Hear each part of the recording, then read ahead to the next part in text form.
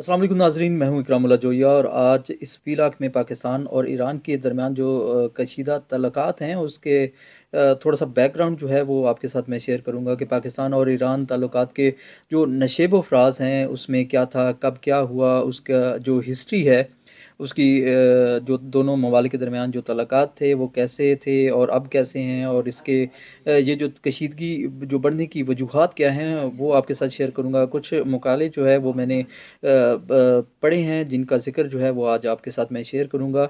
और आज की इस वीडियो में पाकिस्तान और ईरान के ताल्लुकात के नशेब व फ़राज़ पर गुफ्तगू की जाएगी, जबकि ईरान की जानिब से पाकिस्तान के सूबा बलूचिस्तान में हमले और पाकिस्तान की जवाबी हमले के बाद दोनों मुल्कों के सफ़ारती ताल्लुकात में जो है इस वक्त कशीदगी जो है वो देखी जा रही है, जबकि इससे कबल भी दोनों ममालिक के ताल्लुकात में नशेब व फ़राज़ जो है वो हमने देखे। जबकि ईरान की जानिब से बलूचिस्तान के इलाके पंजकोर में 16 जनवरी को किए गए हमले के रद्द-ए-अमल में पाकिस्तान की जानिब से 18 जनवरी को ईरानी इलाके में जवाबी हमले के बाद से इस्लामाबाद और तेहरान के जो सफ़ारती ताल्लुकात हैं वो काफ़ी कशीदा जो है दिखाई दिए गए, जबकि ईरान की जानिब से कलअदम जैश-उल अदल के ठिकाने पर हमले के नतीजे में 2 मौत हुई थीं और 3 बच्चियाँ ज़ख्मी हुई थीं, जबकि पाकिस्तान के मुताबिक जो है इसकी जानिब से किए गए हमलों में कलअदम बलोच लिबरेशन आर्मी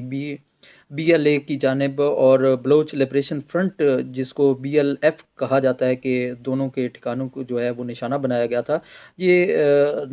जो सरहद है उसके दोनों अतराफ पे टेंशन्स जो हैं वो रहती हैं, क्योंकि वहाँ पे भी अलहदा पसंद तंजीमें हैं और यहाँ पर भी कुछ ऐसी तंजीमें जो हैं वो सरगर्म हैं।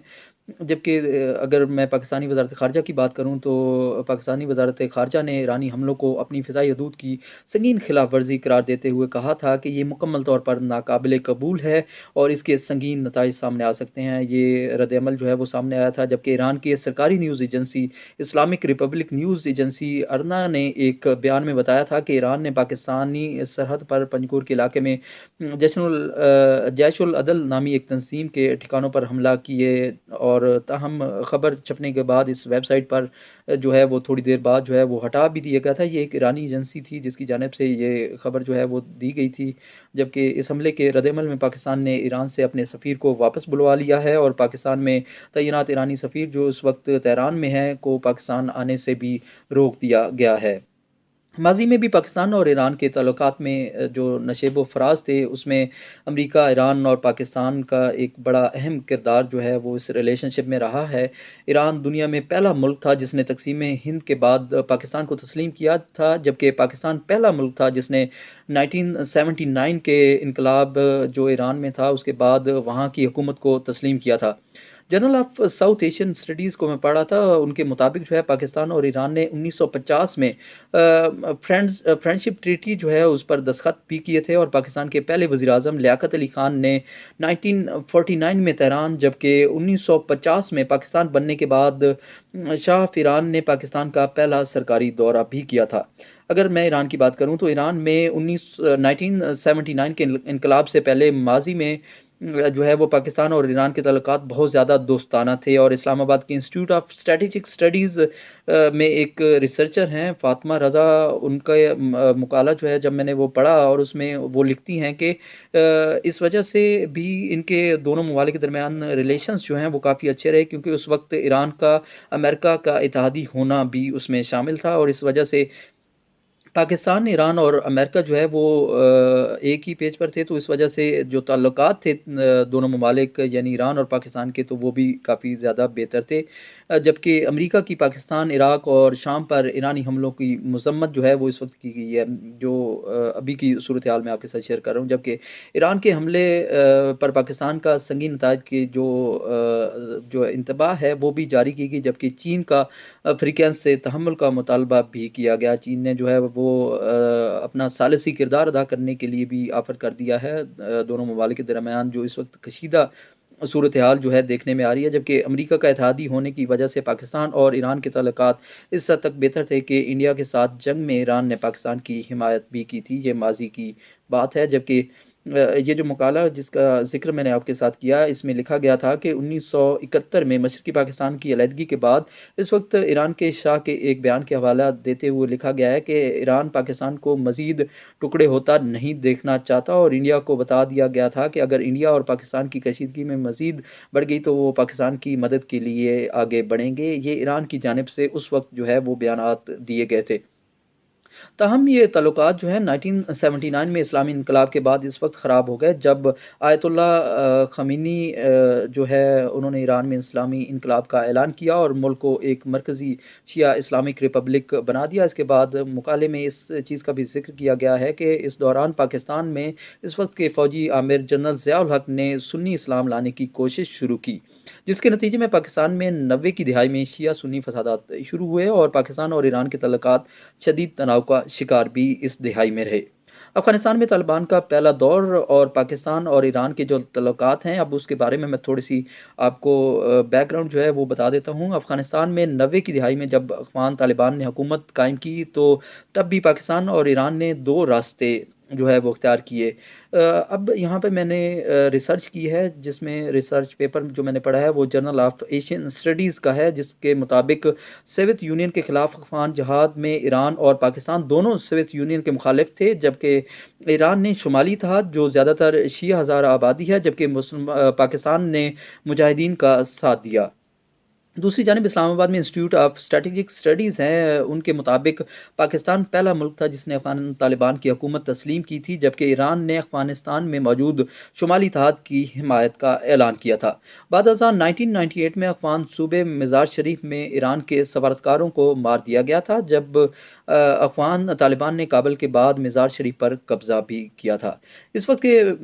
सब के बावजूद भी पाकिस्तान और ईरान के ताल्लुकात इस नहज पर नहीं आए थे कि सफारती ताल्लुकात ही मुनक़ता हो जाएँ। हालाँकि इतना बड़े वाक़यात जो है वो सामने आ चुके थे, और इंस्टीट्यूट ऑफ स्ट्रेटेजिक स्टडीज़ जो हैं वो लिखते हैं कि एक बड़ी वजह जो है इसको दोनों ममालिक के वज़ारत ख़ारिजा की जानिब से तल्लुकात बेहतर बनाने की कोशिशें थीं, जिनकी वजह से इन हालात के बावजूद जो सफारती तल्लुकात है वो मुनक़ता नहीं किए गए थे, और दोनों ममालिक के दरमियान जो सफारती जो तल्लुकात थे वो बहाल रहे। जबकि इसके बाद 9/11 का वाक़या हो गया, तो पाकिस्तान ने बरमला अमेरिका का साथ दिया, और इस मकाले के मुताबिक ईरान के लिए ये मौका था कि वो अफ़गान तालिबान के ख़िलाफ़ अमेरिका का साथ दें। लेकिन इस वक्त के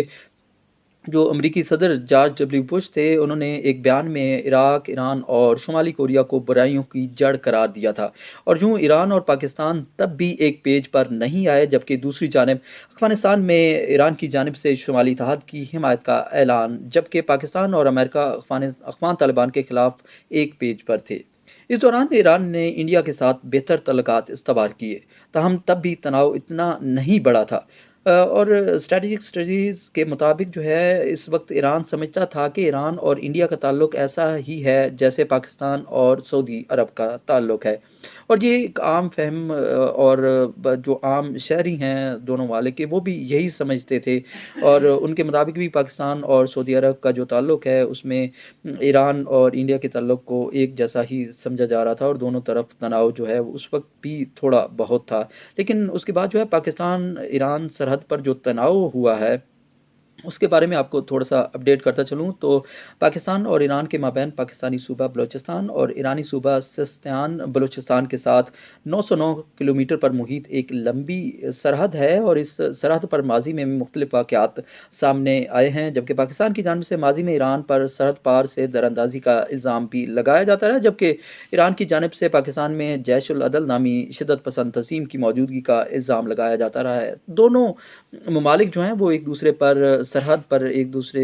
के ऊपर जो है वो इल्ज़ामात लगाते रहे हैं कि सरहद पर जो है दरअंदाज़ी दोनों ममालिक की जानिब से की जाती रही है। ये इल्ज़ामात एक दूसरे पर लगाए जा रहे थे, जबकि इसी सरहद पर ईरानी तरफ बलोच सुन्नी अक़लियत आबाद है, जो ईरान की मरकज़ी हुकूमत से नाराज़ और मरकज़ी हुकूमत पर मसलक की बुनियाद पर इम्तियाज़ी सलूक बरतने का इल्ज़ाम लगाती है। जबकि अमेरिका के काउंटर टेररिज़्म इदारे की एक मैं रिपोर्ट पढ़ रहा था, जिसमें जैश उल अदल नामी तंज़ीम के बारे में भी लिखा था, और में ये लिखा गया था कि जैश उल अदल नामी तंज़ीम इन्हीं बलोचों के हकूक़ की बात करती है।